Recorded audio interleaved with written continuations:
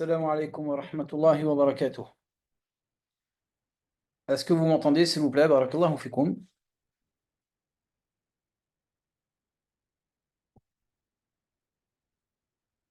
Comment allez-vous et comment se passe le jeûne du Ramadan? Alhamdulillah, qu'Allah subhanahu wa ta'ala accepte et nous facilite. Barakallahu fikoum.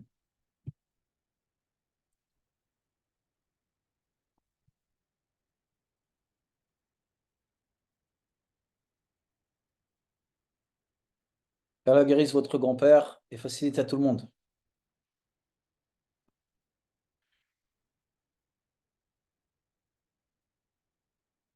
Alhamdulillah, barakallahu fikoum.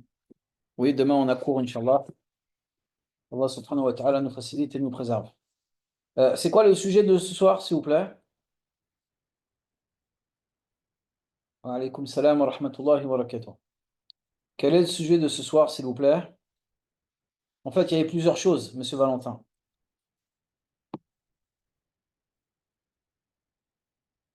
Les conditions du mariage, le tuteur. Oui. On commence, c'est bon? Ou on attend encore quelques minutes, Inch'Allah ta'ala, parce qu'il y en a qui nous ont dit que le tarawih n'était pas encore fini.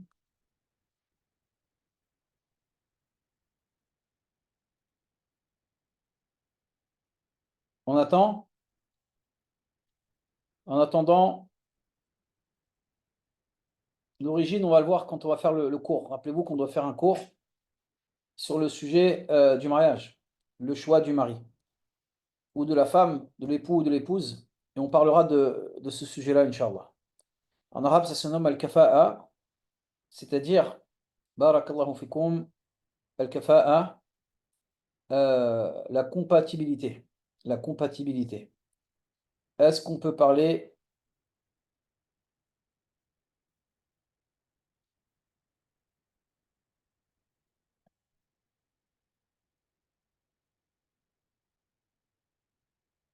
des inscriptions? Les inscriptions, c'est bientôt, Inch'Allah. Qu'Allah subhanahu wa ta'ala nous facilite, c'est pour bientôt. Qu'Allah subhanahu wa ta'ala permette à tout le monde de pouvoir étudier la religion d'Allah.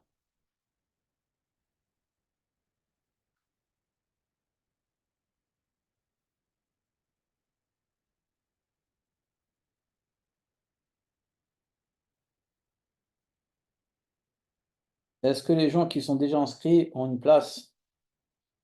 Oui, Inch'Allah, oui, pour entrer en deuxième année. Qu'Allah subhanahu wa ta'ala nous facilite et nous préserve.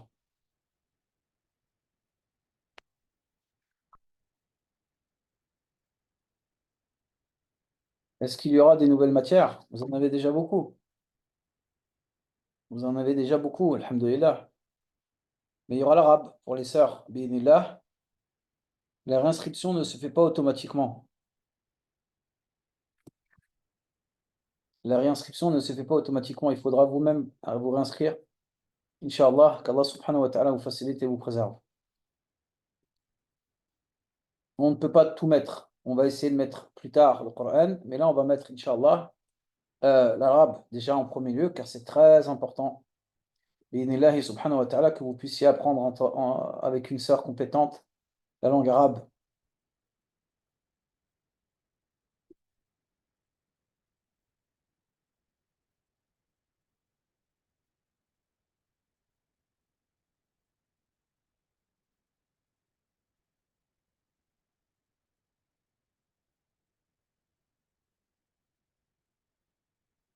Alhamdulillah, on nous annonce qu'hier, des sœurs, des élèves de l'Institut qui se trouvent à Lyon ont pu manger ensemble au Maghrib et que cela s'est super bien passé par la grâce d'Allah subhanahu wa ta'ala. Qu'Allah subhanahu wa ta'ala accepte et facilite cela. Nous sommes très contents que vous ayez pu manger ensemble et que certaines personnes qui ont l'habitude de ne pas manger en famille ou autre pendant le Ramadan ont pu se retrouver afin de rechercher l'agrément d'Allah subhanahu wa ta'ala.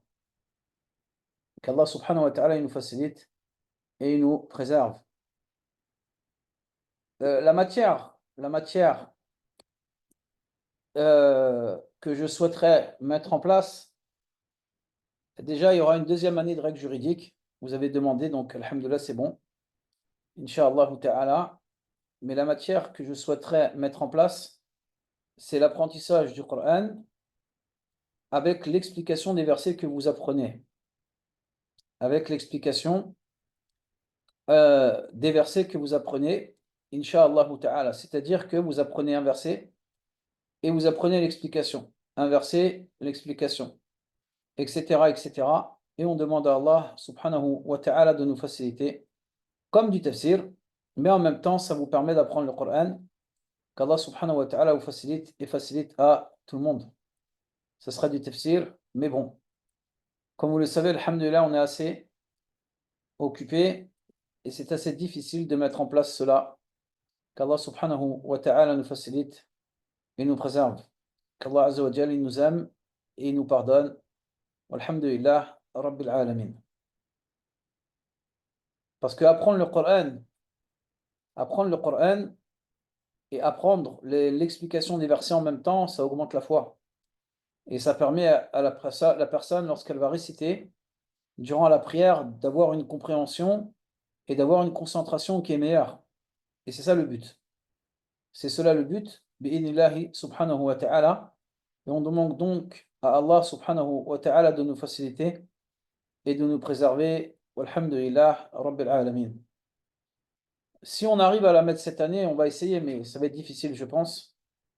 Mais si on arrive, on le fera. Qu'Allah subhanahu wa ta'ala nous facilite et nous préserve. C'est gentil de dire qu'on est capable. Qu'Allah subhanahu wa ta'ala nous facilite. Amin wa iyyakum. Taïb, on peut commencer, Inch'Allah.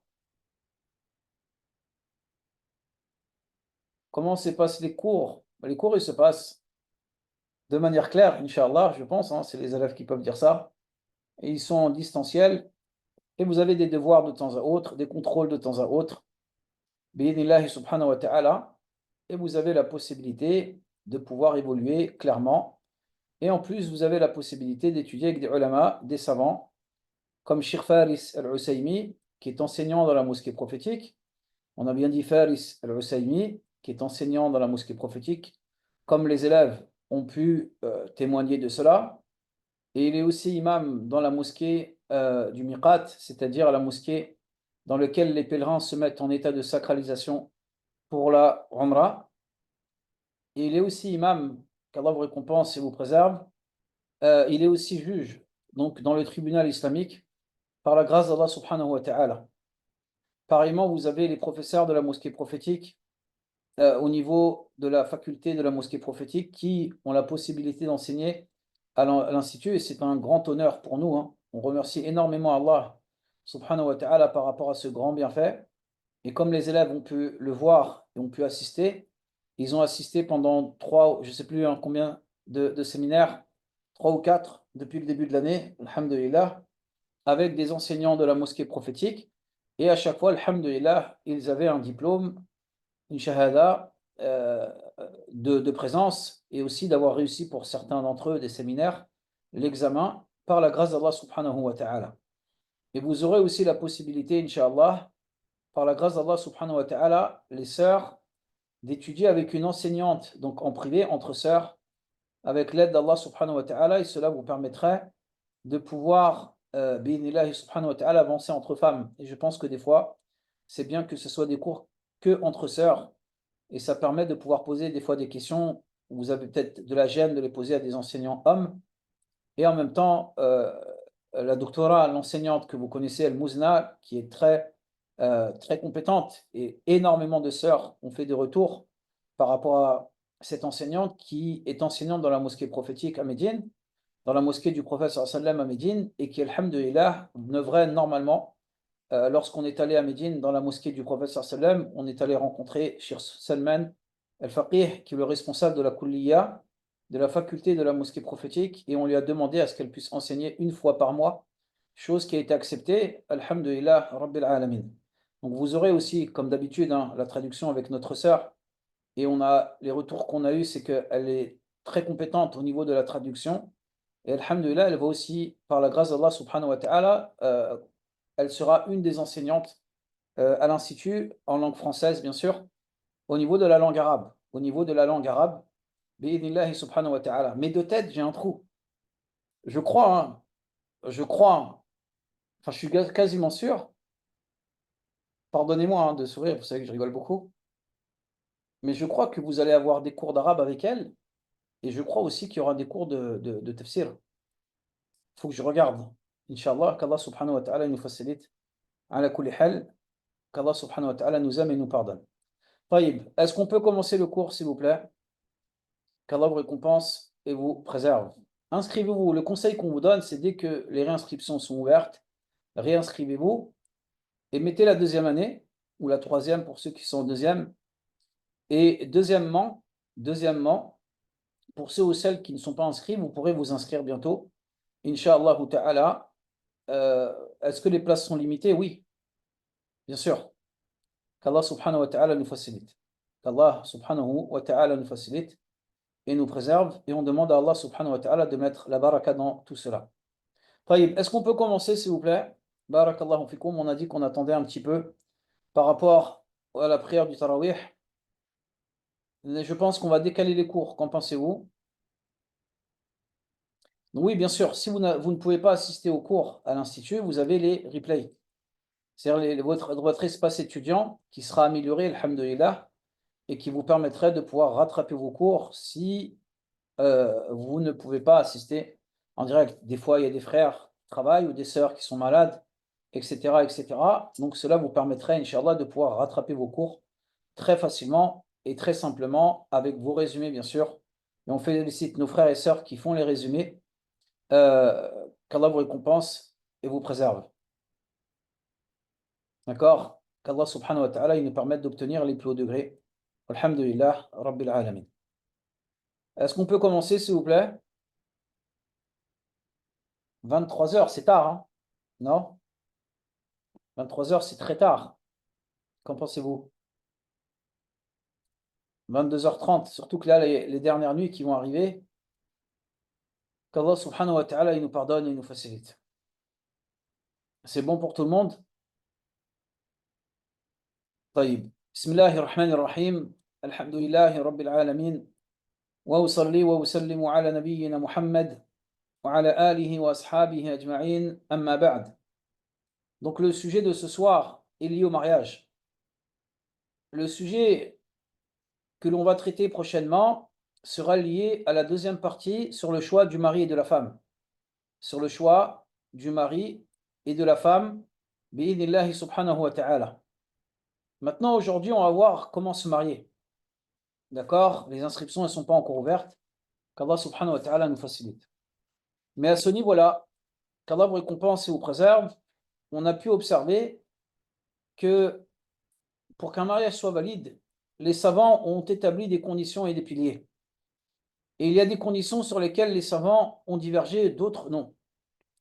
Et qu'il est important, qu'Allah vous récompense et vous préserve, de comprendre que le musulman se doit d'accepter cela. Car le but de cela, c'est de préserver le mariage. Et de préserver le mari ainsi que la femme. Et c'est pour cela que l'islam a établi des conditions ainsi que des finalités religieuses au niveau du mariage. Et que la plus grande de toutes les finalités au niveau du mariage, c'est ce qui se nomme husul at-taqwa, d'obtenir la crainte d'Allah subhanahu wa ta'ala. Mais aussi le fait que l'individu comprenne qu'il est important de se marier jusqu'à la mort et d'avoir une vraie intention. Et comme les pieux prédécesseurs l'ont dit, celui qui ne recherche pas la richesse dans le mariage n'a pas compris le mariage. N'a pas compris le mariage. Et donc, par rapport à tout cela, on peut observer, barakallahu fikum, qu'Allah vous récompense et vous préserve, qu'à partir du moment où deux personnes se marient, ils se doivent d'avoir une bonne intention. Et ça, c'est une chose qui est essentielle et qui est très importante. Ça, c'est une chose qui est essentielle et qui est très importante. Et que si la personne veut se marier, elle doit rechercher par cela l'agrément d'Allah et la satisfaction d'Allah subhanahu wa ta'ala. Et qu'il est très important que lorsqu'une personne se marie, elle se doit de respecter les conditions que l'islam a mis en place. Et non pas les conditions que telle personne ou sa tête a mis en place. Et comme on a dit hier, rappelez-vous, à partir du moment où une personne, barakallahu fikum, elle veut se marier, ou de manière générale, elle n'a pas le droit d'aller chercher les avis qui vont lui faciliter les choses. Mais elle se doit de rechercher les avis religieux sur lesquels les savants se sont basés, et deuxièmement, les avis religieux sur lesquels elle est convaincue. Et que l'islam n'est pas un suivi passionnel, mais que l'islam est un suivi religieux. Et c'est pour cela que les ulama disent que al-ilmu ad-dalil, c'est-à-dire que la science est la preuve, que ce soit la preuve du Coran, ou bien de la Sunna, ou bien du consensus des savants, al-ijma', ainsi que ce qui se nomme qawlu as-sahabi, la parole d'un compagnon ou des compagnons, ou le qiyas, ou autre encore que vous étudierez, incha'Allah ta'ala, dans la matière usul al-fiqh. Et donc, par rapport à tout ça, on peut voir que parmi les conditions du mariage, il faut ce qui se nomme rida az-zawjayn, c'est-à-dire que les deux soient d'accord. Il faut que les deux soient d'accord avec l'aide d'Allah subhanahu wa ta'ala. Et on ne va pas rentrer dans certaines choses qu'Allah vous récompense et vous préserve. Mais il est important, à partir du moment où un couple est pubère et qui souhaite se marier, que les deux soient d'accord, insha'Allah ta'ala, afin de pouvoir se marier de la meilleure des manières. Afin de pouvoir se marier de la meilleure des manières. La deuxième chose, c'est ta'yin az-zawjayn, c'est-à-dire le fait que on puisse nommer les mariés. Admettons qu'un homme, il ait deux filles. Une de ses filles se nomme Fatima et l'autre se nomme Aïcha. S'il vient, il dit, je te marie ma fille. De quelle fille parle-t-il, s'il vous plaît?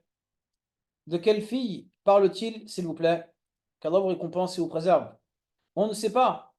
Et donc, il est important de nommer la fille en disant par exemple, je te marie ma fille Fatima qui est la fille de Mohammed. Ou bien en disant, je te marie ma fille qui est là-bas, en la désignant avec une ishara, c'est-à-dire un signe. Et ça, c'est une chose qui est très importante. Pareillement, au niveau du marié, il faut qu'on sache de qui on parle. Il faut que l'on sache de qui on parle. Si on ne sait pas de qui on parle, ça peut être une chose qui est très compliquée. Et ça peut invalider le mariage. Et cela peut invalider le mariage. Et ces deux conditions sont des conditions qui sont claires. Et sont des conditions qui sont connues auprès des gens de science par la grâce d'Allah subhanahu wa ta'ala. Et de manière générale, il n'y a pas de souci par rapport à ça. Ta'yin az-zawjayn wa rida az-zawjayn. Et de nos jours, alhamdulillah, de manière générale, lorsqu'un couple souhaite se marier, c'est que la fille est d'accord et que le garçon, il est d'accord avec l'aide d'Allah subhanahu wa ta'ala. Maintenant, barakallahu fikum, il y a parmi les conditions ce qui se nomme al-wali, c'est-à-dire le tuteur. C'est-à-dire le tuteur. Et là, on va vous demander qu'Allah vous récompense et vous préserve de rester très, très, très concentré par rapport au tuteur. Parce qu'il y a énormément de problèmes au niveau du mariage par rapport au tuteur. Est-ce que le tuteur est une condition ou non? Est-ce que le tuteur est une condition ou non? La majorité des savants, Jumhur al-Fuqaha, disent que le tuteur est une condition. Ceux qui ont divergé avec cela, c'est al-Hanaf, le Hanafi. Le madhab Hanafi, mais ils n'ont pas divergé de manière totale. Mais ils n'ont pas divergé de manière totale. Et il y en a qui pensent par rapport à ce point que la femme a le droit de choisir son tuteur ou que la femme a le droit de prendre le tuteur qu'elle veut. Non, il ne faut pas penser que c'est l'anarchie et que la femme a le droit de faire ce qu'elle a envie de faire. Quel est le but? Et ça, c'est la première question qu'on va se poser. Quel est le but du tuteur? Le but du tuteur, mes frères et sœurs, c'est de préserver les droits de la fille. C'est de préserver le droit de la sœur. Vu qu'elle n'est pas présente pendant le mariage, dans ce cas-là, le tuteur va être présent afin de pouvoir la représenter et de défendre ses droits et de mettre en place ses devoirs. Mais surtout le fait que le père, de manière générale c'est le père, se devra de pouvoir mettre en place les droits et les devoirs de la sœur et de parler au nom de la sœur par rapport aux conditions du mariage et des conditions dans le mariage qui sont deux choses distinctes et deux choses différentes. Et donc par rapport à tous ces points-là, on peut observer que le hadith qui est authentique, dans lequel le prophète sallallahu alayhi wa sallam il a dit la nikaha illa bi wali, wa shahiday adl, pas de mariage sans tuteur, ainsi que deux témoins dignes de confiance. Et donc on voit que parmi les plus grandes conditions liées au mariage, c'est le tuteur. Mais est-ce que le tuteur a des conditions? Mais est-ce que le tuteur a des conditions? La réponse est oui. Ce n'est pas n'importe qui vient et qui fait le tuteur. Il y a des divergences au niveau de l'ordre du tuteur entre le Hanabila, le Shafi'iyya, le Malikiyya et le Hanaf. On ne va pas rentrer dans la divergence. Sinon, ça va être un cours qui sera trop long. Nous, ce que l'on va faire, Inch'Allah, c'est donner un ordre, Inch'Allah ta'ala, qu'Allah vous récompense et vous préserve, clair, net et précis par rapport à ce point, mais un ordre. Barakallahu fikum, monsieur Valentin, on nous dit que ça bug. Qu'Allah vous récompense et vous préserve. Est-ce que nous avons un des élèves qui est aussi sur Insta pour nous dire si c'est clair, net et précis? Barakallahu fikum, qu'Allah vous récompense et vous préserve. On nous dit pas de bug. C'est monsieur Valentin qui nous dit s'il y a un bug ou non, qu'Allah vous récompense et vous préserve. Et donc, par rapport à tous ces points-là, on voit que le hadith, il est clair. On voit que le hadith est clair et que le père est le tuteur. Et que le père est le tuteur et personne d'autre. D'accord? Que c'est le tuteur, bi'idnillahi subhanahu wa ta'ala, et personne d'autre, avec l'aide d'Allah subhanahu wa ta'ala. Et ça, c'est la base. Et cela est la base. À partir du moment où qu'Allah vous récompense et vous préserve, on observe que la sœur a un tuteur, elle n'a pas le droit de changer de tuteur, sauf dans ce qui se nomme, sauf dans ce qui se nomme, qu'Allah vous récompense et vous préserve. Excusez-moi.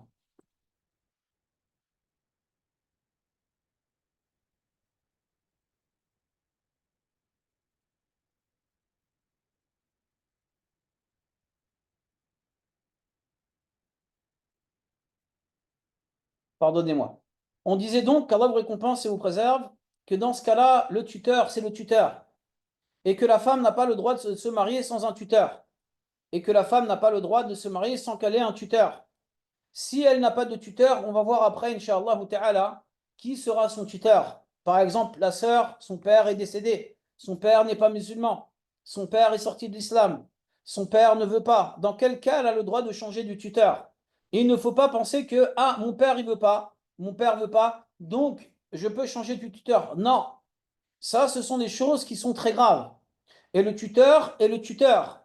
Et non pas comment dire, quelqu'un qui est anodin comme ça. L'islam en a parlé. Et donc, par rapport à ce point, on peut observer que malheureusement, qu'Allah vous récompense et vous préserve, il y a des fois des sœurs qui vont venir et qui vont poser des questions dans lesquelles elles vont dire, mon tuteur ne veut pas me marier. Est-ce qu'il a le droit de ne pas accepter de me marier? La base, c'est qu'à partir du moment où un homme est le tuteur d'une sœur, elle n'a pas le droit de changer de tuteur. Elle n'a pas le droit de changer de tuteur, sauf si celui-ci n'a pas la raison. Sauf si celui-ci n'a pas la raison ou qu'il n'est pas pubère. Parce que cette sœur n'a pas de père, elle n'a pas de grand-père, mais elle a un fils. Et son fils, il a 4 ans. Dans ce cas-là, ce n'est pas le tuteur. Ou bien que c'est une personne qui ne veut pas le bien pour sa fille. Le bien religieusement et mondainement. Et à partir de ce moment-là, là, on peut aller demander à un imam en lui expliquant clair, net et précis la situation et en lui disant, oh imam, sachez que mon père ne veut pas mon bien, ça fait 10 fois qu'il recale des prétendants, il ne veut pas me marier. Et la chose qu'il veut, c'est me marier avec un non-musulman ou avec quelqu'un qui ne pratique pas. Je n'accepte pas cela. Ai-je le droit de changer de tuteur? Dans ce cas-là, l'imam va discuter avec le père, attention, il va discuter avec le père et demandera au père quelles sont les raisons pour lesquelles il n'accepte pas le mariage. Et dans ce cas-là, l'imam jugera ou non la possibilité de changer de tuteur. N'allez pas dire qu'on vous a dit qu'il est possible de changer de tuteur. Non. Si vous voulez changer de tuteur et que vous avez une raison valable, religieusement parlant, il faut aller voir un imam. On ne fait pas avec sa tête. Attention. On va parler des sœurs converties après, Inch'Allah ta'ala. Ne faisons pas avec sa tête. Non, mais t'inquiète, je vais te ramener mon pote, je vais te ramener mon copain qui sera mon tuteur. Non, non et non. Ce n'est pas ce que les textes nous disent. Ce n'est pas ce que les textes nous disent. Et donc, par rapport à cela, nous avons une qaïda, une règle qui est la suivante. La nikaha illa biwali. Pas de mariage sans tuteur. Et à partir du moment où la sœur a un tuteur, c'est lui le tuteur. Et il faut craindre Allah subhanahu wa ta'ala par rapport à ce tuteur. Et il faut que le tuteur craigne Allah subhanahu wa ta'ala en demandant le bien lié à ce mariage. Et que le tuteur, qui est le père et pas la mère, qui est le père et pas la mère, d'accord, de manière générale c'est le père, doit mettre en avant les droits de la fille et les conditions de la fille et la dot de la fille et non pas ses propres intérêts. Comme certains tuteurs, qu'Allah nous guide et les guide, acceptent de marier leur fille avec un homme riche en demandant au prétendant, je te marie ma fille à condition que tu me donnes tous les mois 1200 euros. Ça, c'est un tuteur qui n'a rien compris. Le but du tuteur, c'est de mettre en avant les droits de la sœur et de sa fille, par exemple, ou de la fille qui est sous sa tutelle, mais qu'à ce niveau-là, qu'Allah vous récompense et vous préserve, il faut absolument, bi'idnillahi subhanahu wa ta'ala, que le tuteur soit une personne qui soit un homme. Donc, notez les conditions. Premièrement, il faut que ce soit un homme. C'est bon pour tout le monde? La deuxième condition, il faut qu'il ait la même religion que la fille. Il faut qu'il ait la même religion que la fille. C'est-à-dire que si la sœur est convertie et que son père n'est pas musulman, elle n'aura pas le droit de prendre comme tuteur son père. Et on va faire une parenthèse sur les personnes converties juste après, Inch'Allah, qu'Allah vous récompense et vous préserve. La première condition, on a dit, c'est le fait que le tuteur, bi'idnillahi subhanahu wa ta'ala, il ait la raison, ce soit un homme. Deuxièmement, qu'il ait la même religion que la fille. Donc si c'est une sœur dont le père est sorti de l'islam, ça ne sera pas son tuteur. Et on parlera de l'abandon de la salat juste après, Inch'Allah ta'ala. Troisième condition, c'est al-aql wal-bulugh. La raison et ensuite le fait que ce père ou ce tuteur, pardon, soit une personne qui soit pubère. Si le tuteur, par exemple le père, n'a plus la raison, il n'a plus la raison, dans ce cas-là, ce n'est pas le tuteur. S'il n'est pas pubère, dans ce cas-là, ce n'est pas le tuteur. Cinquièmement ou sixièmement, pardonnez-moi, on a donc dit que ce soit un homme, le tuteur, qu'il ait la même religion, qu'il soit pubère, qu'il soit libre et qu'il ait la raison, qu'il soit pubère et qu'il soit libre. On a dit la même religion, qu'il soit adil, qu'il soit digne de confiance et qu'il soit juste. Ainsi que rujd, le fait qu'il arrive à concevoir les choses de manière correcte. Le fait qu'il arrive à concevoir les choses de manière correcte. Si celui-ci n'arrive pas à concevoir les choses de manière correcte, dans ce cas-là, il n'est pas tuteur. Est-ce clair, s'il vous plaît? Jusque-là, qu'Allah vous récompense et vous préserve. On répète rapidement, Inch'Allah ta'ala. Il faut que ce soit un homme libre, qui a la raison, qui est pubère. Ensuite, que cet homme-là soit une personne, barakallahu fikum, qui soit pubère, qu'il conçoit les choses de manière correcte, qu'il soit digne de confiance, qu'il soit juste, et que ce soit une personne, al-adala, le fait qu'il soit juste, bidnillahi subhanahu wa ta'ala, intègre, etc. Mais surtout qu'il veuille par ce mariage le bien de la personne, qu'il veuille par ce mariage le bien de sa fille, par exemple. Est-ce que c'est bon pour tout le monde? Barakallahu fikum. C'est clair? Maintenant, barakallahu fikum, qu'il arrive à concevoir. C'est-à-dire, c'est pas quelqu'un qui, et en français, ça se dit niais. Quelqu'un qui n'est pas niais. C'est-à-dire, vous avez un synonyme, s'il vous plaît, barakallahu fikum, une personne qui arrive à concevoir les choses correctement. On va pas dire bête, mais une personne qui n'est pas, non, c'est pas naïf. C'est quelqu'un qui n'est, voilà, une personne qui n'est pas sain d'esprit. C'est une personne qui n'est pas sain d'esprit. C'est pas une personne qui est simplet.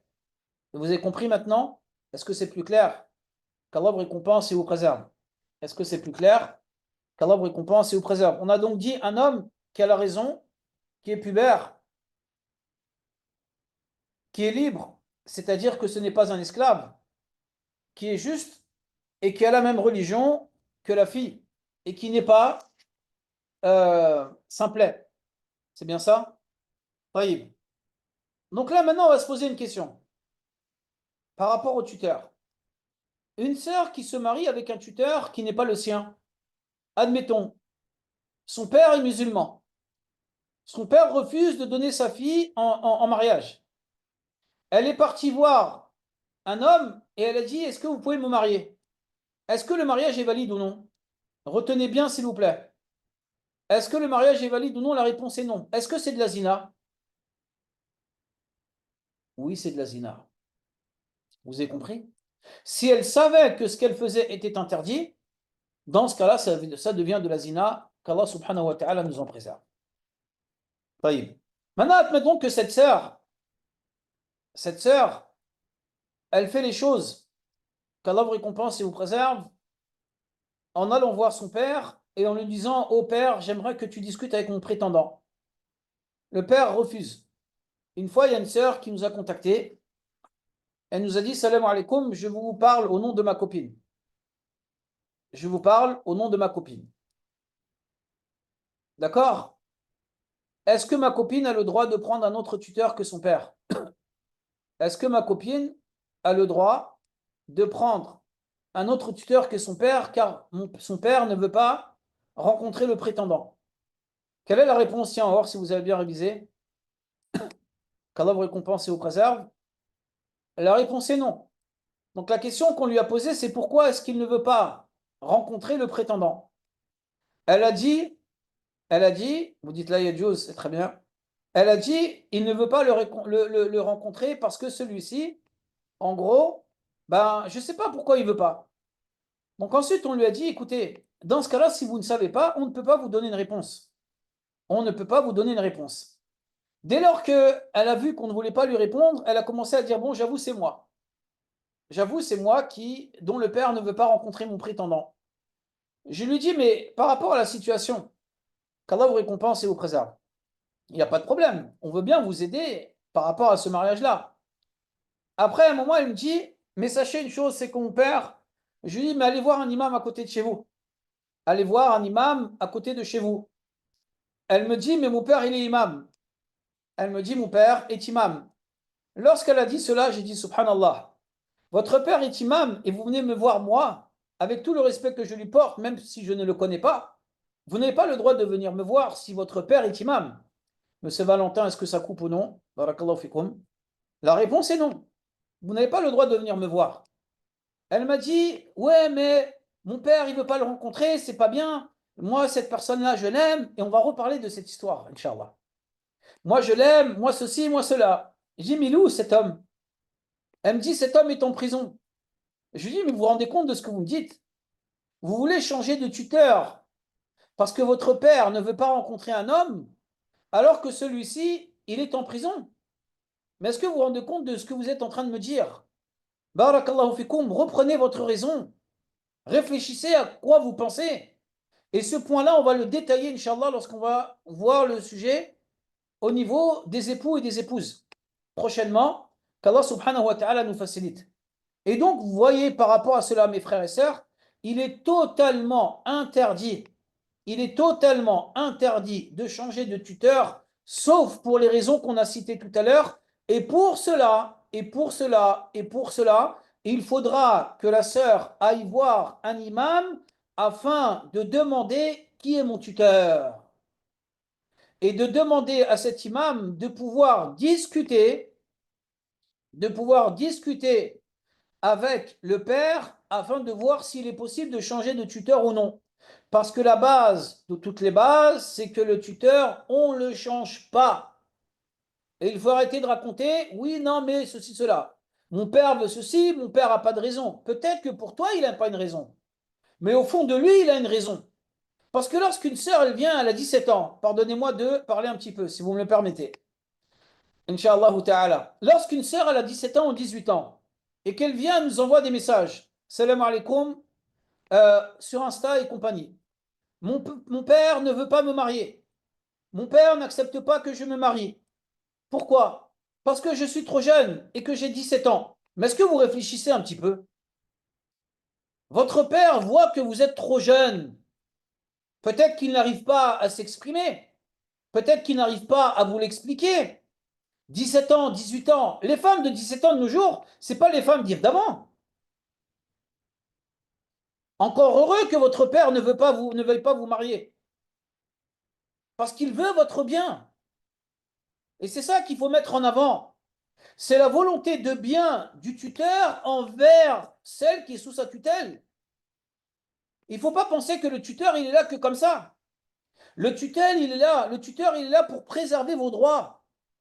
Mais il est aussi là afin que vous puissiez respecter les droits islamiques. Il ne faut pas penser que c'est un pion. Il donne son accord. Rida al-wali, l'accord du tuteur. Et le tuteur, c'est le père à la base. Ce n'est pas un tel ou un tel ou un tel. Et c'est pas, il ne faut pas penser directement, mon père, il veut pas, allez hop, je vais prendre un autre tuteur. Et le frère, il va dire, ah, tu sais quoi, j'ai un copain, t'inquiète pas. Il va être le tuteur, il va être ton tuteur pendant le mariage. Non, en islam, il y a des règles. Pourquoi est-ce que ces règles ne sont pas respectées? À votre avis? C'est parce qu'en France, il n'y a pas de juge islamique. C'est parce qu'en France, chacun il fait ce qu'il veut. Et qu'on suit nos passions et l'ignorance. Mais lorsqu'on vous explique que le tuteur est un fondement du mariage, c'est des choses qui sont très importantes. Hadith, il dit la nikaha illa biwali. Pas de mariage sans tuteur. Et ça, changeant la généralité.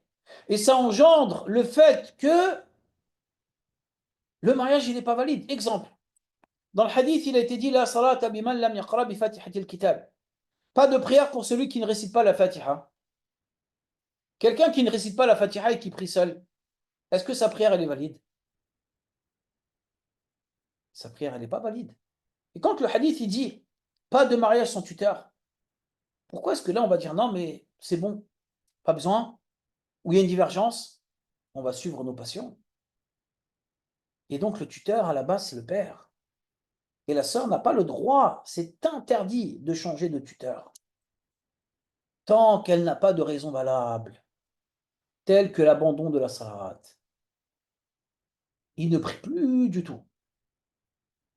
Il a été conseillé. Il a été conseillé. Un imam lui a parlé, ou une personne de science lui a parlé, écoutez, le fait d'abandonner la salat, les sahaba, ils disaient que c'était du kufr. Les sahaba disaient que c'est de la mécréance. Le hadith, il est clair, le Coran, il est clair, etc., sans rentrer dans le détail du sujet. Une fois, j'étais avec Cheikh Saleh Al-Fawzan, qu'Allah le préserve dans son bureau, je lui dis salam alaikum, Sheikhana. Salam alaikum, j'ai une question, noble Cheikh. Il m'a dit, vas-y, pose ta question. Je lui ai dit, Cheikh, est-ce que le tuteur, le père d'une fille qui ne prie pas et qui ne prie pas du tout est le tuteur de cette sœur? La réponse qu'il a donnée, c'est Al-kafiru la yakunu waliyan. Le mécréant n'est pas tuteur d'une femme musulmane. Là, elle peut aller voir un imam. Mais le point sur lequel on accentue énormément, c'est que même si pour vous, votre père n'est pas votre tuteur, allez voir un imam afin de pouvoir avoir une fatwa, un décret religieux qui vous permettrait d'être tranquille auprès d'Allah subhanahu wa ta'ala. Et ne vous précipitez pas, demandez. Salam alaikum mon père ceci, salam alaikum mon frère cela, etc., etc., afin que les choses soient faites dans les règles islamiques et que vous soyez préservés et protégés en ayant posé cette question auprès d'Allah subhanahu wa ta'ala. Est-ce que le sujet du tuteur est clair? Barakallahu fikum. Maintenant, au niveau du tuteur, on a dit que le mariage sans tuteur n'est pas valide. Que le tuteur, ou plutôt le mariage, alhamdoulilah, sans tuteur n'est pas valide. La question qu'on va se poser, mais qui est notre tuteur? Au niveau des femmes. D'accord? L'origine, on le verra plus tard, Inch'Allah. Au niveau des sœurs, la base, c'est que c'est le père le tuteur. S'il remplit les conditions citées tout à l'heure, si c'est une sœur musulmane, dans ce cas-là, son tuteur doit être un musulman, un homme qui a la raison, qui conçoit bien les choses, qui est juste, etc., etc. Est-ce que c'est clair, s'il vous plaît? Barakallahu fikum. Si c'est une musulmane, il faudra que ce soit un musulman. Si le père est musulman, ça sera le père, le musulman, le tuteur, Inch'Allah ta'ala. Si elle n'a pas de père musulman, ou bien il est mort. Dans ce cas-là, le tuteur qui vient après, dans l'ordre, c'est le grand-père. Si elle n'a pas de grand-père, dans ce cas-là, le tuteur sera son fils. Mais si le fils, il n'est pas encore pubère, ou bien qu'il est pubère, mais qu'il ne conçoit pas les choses correctement, il ne conçoit pas les choses correctement, dans ce cas-là, on va passer au frère, qui a le même père et la même mère, ou qui a le même père que la sœur. Et donc le tutorat, il est du côté du père, ce qui se nomme en arabe al-asaba. Et donc par rapport à ce point, walhamdulillah, à partir du moment où, à partir du moment où nous avons le tuteur, il faudra obligatoirement qu'Allah vous récompense et vous préserve, respecter l'ordre. On a dit premièrement le père, ensuite le grand-père, ensuite le fils, ensuite le frère qui a le même père et la même mère, ou qui a le même père que la sœur. Si c'est deux frères qui ont la même mère, est-ce qu'il est tuteur ou non? Le frère qui a la même mère? La réponse est non. C'est bon pour tout le monde, la réponse est non. Si elle n'a pas de frère, ou bien que le frère n'est pas musulman, dans ce cas-là, ça sera l'oncle paternel. Ça sera l'oncle paternel. Et enfin, le cousin paternel. Donc on a dit le grand-père paternel, ou plutôt le père, le grand-père paternel, le fils, ensuite le frère, papa, maman, ensuite le frère qui a le même père, ensuite on va passer à l'oncle paternel, ensuite on va passer au cousin paternel, avec l'aide d'Allah subhanahu wa ta'ala. Est-ce que, barakallahu fikum, cet ordre est clair, net et précis? Barakallahu fikum. Maintenant, on vous a dit tout à l'heure qu'il y avait des sujets sur lesquels il y avait des divergences et qu'on ne va pas rentrer dedans, sinon ça va prendre trop de temps. Sinon, cela va prendre trop de temps. Troisièmement, si une sœur, elle n'a pas de père, elle n'a pas de grand-père, elle n'a pas de fils, elle n'a pas de frère, elle n'a pas de oncle paternel ou cousin paternel, mais elle a un oncle maternel. Dans ce cas-là, il n'est pas tuteur. Admettons qu'elle est son beau-père, celui qui l'a éduqué, et on va raconter une histoire juste après. Dans ce cas-là, une sœur qui n'a pas de tuteur, par exemple une sœur qui s'est convertie, une sœur qui s'est convertie. Lorsque cette sœur s'est convertie, vous êtes d'accord avec moi que dans certains cas, cette sœur n'aura pas de père musulman ou de frère musulman ou d'oncle musulman ou bien de cousin paternel musulman. Vous êtes tous et toutes d'accord avec moi. Comment faire par rapport à cette situation? Il y a un hadith qui est authentique dans lequel le prophète sallam il a dit Al-hakimu waliyu man la waliya laha. Le gouverneur sera le tuteur de celle qui n'a pas de tuteur. Donc ça veut dire que si une sœur qui s'est convertie ou une musulmane de manière générale n'a pas de tuteur, dans ce cas-là, celui qui doit être le tuteur de manière islamique sera ce qui se nomme le gouverneur, al-hakim. Mais en France, nous n'avons pas de gouverneur musulman. Comment faire par rapport à cela? Donc les ulama comme Cheikh Ibn Uthaymin, Cheikh Saleh Al-Fawzan, ainsi que qu'Allah vous récompense et vous préserve, par exemple, Cheikh Ibn Baz et d'autres savants parmi les grands savants contemporains, Cheikh Abdel Muhsin Abbad ou autre encore, ou bien Al-Lajna Al-Da'ima, le comité des grands savants, ou Al-Majami' Al-Fiqhiyya, on dit qu'Allah vous récompense et vous préserve que le tuteur sera un imam ou un centre islamique. Un imam ou bien un centre islamique. Et que cette sœur devra s'orienter vers un imam digne de confiance afin de pouvoir lui demander de la représenter au niveau du tutorat. A-t-elle le droit de prendre le copain du mari? A-t-elle le droit de prendre le copain du mari ou non? La réponse est non. Attention mes sœurs. Le frère, il va dire non, mais t'inquiète, j'ai mon copain. Une fois, une sœur nous a contactés. Lorsqu'elle nous a contactés, qu'Allah vous récompense et vous préserve, elle est venue et elle a dit le mari d'une copine, pareil. L'imam ou un représentant islamique en France. C'est tout. Parce que le hadith, il parle de quoi? Le hadith, il parle du gouverneur. Pourquoi le gouverneur? C'est parce que le gouverneur, il a un pouvoir au niveau du pays dans lequel il est. En France, on n'en a pas. Dans ce cas-là, on va prendre quelqu'un qui a un pouvoir dans la France. Un imam ou un responsable de mosquée ou un responsable de centre islamique. C'est tout. Est-ce que vous êtes d'accord avec moi ou non? Ou clair, pardon, est-ce que c'est clair? Barakallah, on fait comme. Et donc, on va argumenter par rapport à ce point. C'est que la sœur, barakallahu fikum, quel est le but du tuteur? C'est de protéger ses droits. Vous êtes d'accord avec moi? Dès lors que, dès lors que cette sœur, elle vient, elle se marie, et qu'elle accepte que ça soit le copain du mari qui la représente au niveau du tutorat. Un jour, une sœur, elle nous contacte. Salam alaikum wa alaikum salam wa rahmatullahi wa barakatuh. Je me suis marié avec un homme, je n'avais pas de tuteur du fait que je sois converti, et lorsque celui-ci s'est marié avec moi, il n'a pas respecté mes droits. Bah, allez voir votre tuteur. Mon tuteur est son copain, et quand je le contacte, il ne me répond pas. Lorsque je le contacte, il ne me répond pas. Et donc, par rapport à ce point, qu'Allah vous récompense et vous préserve, avons-nous le droit, par rapport à ce point-là, de dire que la sœur a le droit de choisir ce qu'elle veut? Non. Quel est le but du tuteur? C'est de protéger la sœur. Vous pensez que le mari de la copine va la protéger? Vous pensez que le copain du copain, il va la protéger? Il y a une maslaha derrière, comme il dit Aboul Walad, c'est-à-dire un intérêt. Et il faut mettre en avant les intérêts de la sœur. Et que les intérêts au niveau de la sœur, c'est de protéger cette sœur-là au niveau du mariage. Admettons qu'il y a un problème.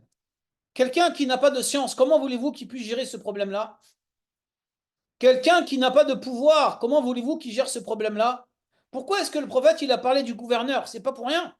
Al-Hakim waliyun man la waliya laha. Le gouverneur sera le tuteur de celle qui n'a pas de tuteur. Et donc une sœur convertie se doit obligatoirement d'aller voir un imam, un représentant islamique en France, afin de la représenter et qu'il mette en avant les droits de la sœur, tout comme l'homme va mettre en avant ses droits. Et c'est ça le but. C'est ça le but. Qu'Allah vous récompense et vous préserve. Et donc, par rapport à ce point, dès lors que la sœur sera allée voir un imam, pensez-vous que les choses seront mieux réglées? On dit, ouais, mais ils n'ont pas de pouvoir. On dit, oui, mais ils n'ont pas de pouvoir. C'est faux. C'est faux. L'imam, il vient, il parle, il fait une khutbah sur le frère. Vous pensez qu'il n'y a pas un pouvoir là? L'imam, il va faire signer un contrat avec la mosquée. Vous ne pensez pas qu'il y a un pouvoir? Il faut arrêter de parler sans science. Il faut arrêter de parler sans connaissance. Il faut faire attention à ce que l'on dit. L'islam, il y a des règles. Celui qui se rapproche le plus du gouverneur au niveau de la France, vous êtes d'accord avec moi que c'est l'imam. Parce qu'en France, barakallahu fikoum, il n'y a pas de gouverneur musulman. Qu'est-ce qu'elle va faire? Elle va prendre le copain du copain? Elle va prendre le copain ou le mari de la femme? Et derrière, ça fait que des problèmes? Ah non, moi je rentre pas dedans. Combien de sœurs elles sont venues, elles se sont plaintes? Oui, le frère il a fait ceci, oui, le frère il a fait cela. On essaie de résoudre le problème. On essaie de conseiller le frère. On essaie de conseiller la sœur. Mais dès lors que le frère il n'a pas étudié, comment voulez-vous qu'il fasse? Comment voulez-vous qu'il fasse? Un jour, il y a eu une dispute dans un couple. J'étais présent. Un frère est venu à essayer d'arranger les choses. À essayer d'arranger les choses. Et il a cité un verset qu'il a totalement mal compris. Il leur a fait signer un papier, alors qu'il n'a rien compris au verset. Comment on fait? L'islam, c'est pas je viens, je fais ce que je veux. L'islam, c'est pas l'anarchie. L'islam, il y a des règles. Et ces règles doivent être mises en pratique. Et elles se doivent d'être respectées afin d'obtenir l'agrément d'Allah subhanahu wa ta'ala. Et une sœur n'a pas le droit d'aller voir autre qu'un imam ou un responsable de mosquée ou un responsable de centre islamique. Al-Marakiz al-Islamiyya. Voilà. Voilà ce qu'elle a le droit de faire. Pas autre chose. Et c'est ce que les ulama ils nous disent. Et tout à l'heure, on vous a cité des noms. Et il y en a énormément qui disent ça. Il y en a énormément qui disent ça. Parce qu'eux, ils voient derrière le mal qui peut être engendré sur le fait que ce soit l'anarchie. Vous imaginez, la sœur, elle vient, elle se marie. Elle est allée voir le copain du copain, et hop, problème, et hop, problème, et hop, problème, et hop, problème. Qui va souffrir derrière? C'est le copain du copain? Non, c'est la sœur. Ça peut être aussi le frère. Et lorsqu'il y a une entité islamique derrière, les choses sont totalement différentes. Et donc, il est important qu'Allah vous récompense et vous préserve de respecter ces conditions et de respecter le droit de la femme et le droit de la sœur, bi'idhnillahi subhanahu wa ta'ala. Et que nos sœurs converties ont un droit, et que le droit qu'elles ont, c'est d'avoir comme tuteur un imam ou un responsable de mosquée ou bien de centre islamique, bi'idhnillahi subhanahu wa ta'ala, walhamdulillah rabbil alamin. On continue s'il vous plaît. Barakallahu fikum, qu'Allah vous récompense et vous préserve. Taïb. Maintenant, si le tuteur, il refuse, on l'a dit tout à l'heure plusieurs fois, que si un tuteur refuse de marier sa fille avec un prétendant, dans ce cas-là, qu'Allah vous récompense et vous préserve, dans ce cas-là, qu'Allah vous récompense et vous préserve, c'est très simple. Elle demande à une personne de discuter avec le père. Souvent, c'est soit l'origine, et l'origine, on va en parler plus tard. Souvent, c'est soit l'origine. De manière générale, ça peut être l'origine. Maintenant, la sœur, elle est vraiment attachée à ce frère parce qu'elle voit que c'est un homme pieux, qui est respectueux, qui l'a respecté, qui a respecté le père, qui n'a pas fait n'importe quoi. C'est quelqu'un qui étudie la religion, c'est quelqu'un aussi qui, et on en parlera au niveau des études mondaines, lorsqu'on va voir le choix de l'époux ou de l'épouse, c'est quelqu'un qui est intelligent, ça se voit, qui est travailleur. Elle se dit, je veux me marier avec lui. Elle veut se marier avec lui. Il lui plaît, elle lui plaît, et derrière cela, le père, il refuse. Comment faire, barakallahu fikum, pour que le couple puisse se marier? On a dit le père, c'est le tuteur. On a dit à la base, le père est le tuteur. Mais celui-ci, qu'Allah vous récompense et vous préserve, a refusé. Parmi les conseils que les savants donnent par rapport à ça, et ça c'est important mes sœurs, très très important, ainsi que mes frères. Mes frères, écoutez bien s'il vous plaît. Qui de vous à moi sait ce qui est mieux pour vous? Est-ce que vous-même vous savez ce qui est le mieux pour vous? Ou est-ce que le prétendant sait ce qui est le mieux pour vous? Ou est-ce que la prétendante sait ce qui est le mieux pour vous, mes frères? C'est Allah. La première chose à faire, mes frères et sœurs, c'est la prière de consultation. Consultez Allah. Consultez Allah subhanahu wa ta'ala. Dès lors que vous avez fait la prière de consultation, il faut comprendre une chose. C'est que la prière de consultation est faite afin qu'Allah subhanahu wa ta'ala nous oriente vers ce qui est le mieux pour nous. Si c'est un bien, Allah il va faciliter le mariage. Si c'est pas un bien, Allah il va pas faciliter le mariage. Et ça, il faut en avoir conscience. Il y a des blocages. Mon père, il veut pas. Ah, il y a un problème là. J'ai fait istikhara, il y a un problème. Je demande à mon oncle, à mon frère, je demande à un imam, à une personne qui est respectée par mon père, d'aller discuter directement avec mon père. Mon père discute avec lui, ou bien le père du frère, et le frère, et mon père, il reste bloqué. Non. Je ne veux pas qu'Allah vous récompense et vous préserve. Je ne veux pas marier ma fille avec cet homme-là. Ou je ne veux pas marier ma fille tout court. C'est pas le moment. Ah, il a donné une raison. Ce n'est pas le moment. Ou bien il vient et dit, et on en parlera plus tard, Inch'Allah, c'est, par exemple, un Algérien et c'est une Marocaine. Un Algérien et une Malienne. Une Malienne, un Sénégalais. Une Marocaine, un Sénégalais. Et inversement, etc., etc.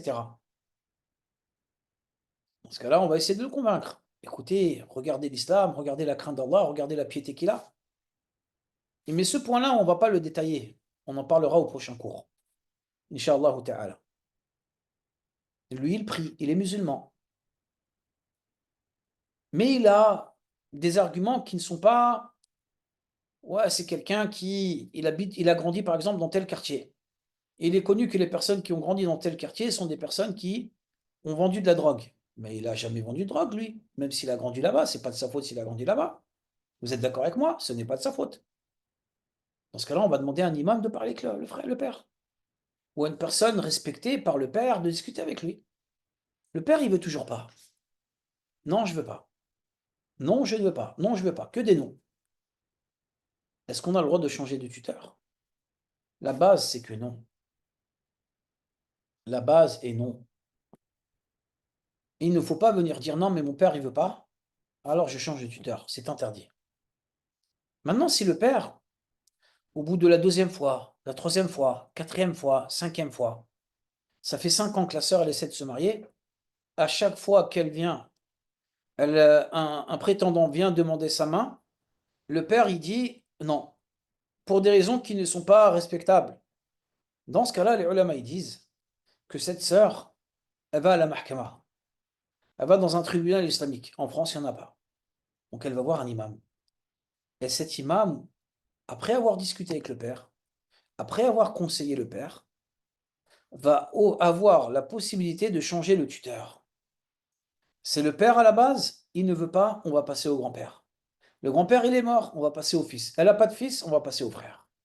Ainsi de suite. Est-ce que vous avez compris, s'il vous plaît? Barakallahu fikum. C'est bon? Et donc, par rapport à tous ces points-là, on peut observer que le tuteur est un élément essentiel du mariage. Malheureusement, on n'a pas le temps, sinon on va durer pendant, croyez-moi, on va rester 4 heures sur le cours.